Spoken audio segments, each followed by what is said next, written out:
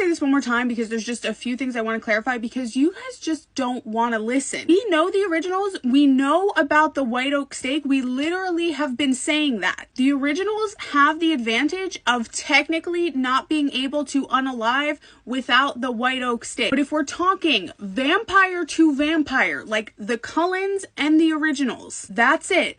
There's no scenario in which the originals are wiping the floor with the Cullens, and it has nothing to do with me thinking the Cullens are cooler, because I dare you to find somebody on this internet who has spent more time dragging Glitterbag than I have. It is not just about the Twilight vampires having tough skin. That's not what it is. Klaus and all the originals are built like humans. You can put a pencil through them. Humans can stake them. I understand you think they're really cool and you think they're more sadistic than the Cullens. You really don't know the Cullens like that because they're actually quite horrifying.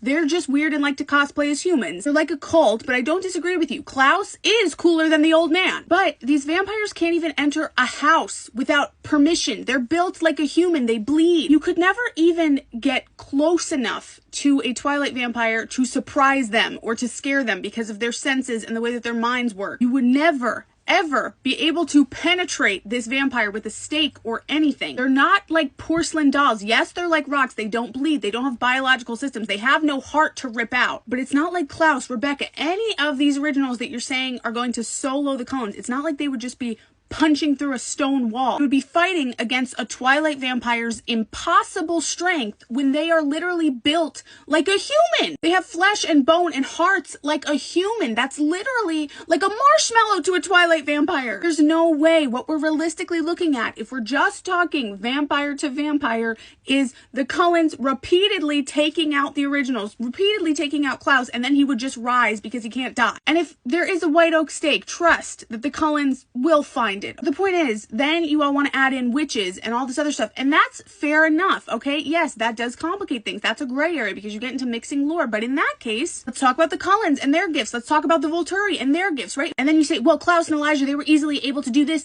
that, and the other thing to all these vampires. Yeah, in their world, those vampires are, again, like marshmallows. They have never faced anything close to a Twilight vampire. And then you say, well, why were the Twilight vampires able to be ripped up by the werewolves? The werewolves in Twilight, yes, because they are specifically designed to do that. The reason these werewolves exist is for protection. They literally were created so that they could protect humans from these vampires, and that's why their teeth are able to tear through the vampires, and they are the only things that can. The TVD werewolves are like bunnies compared to these wolves.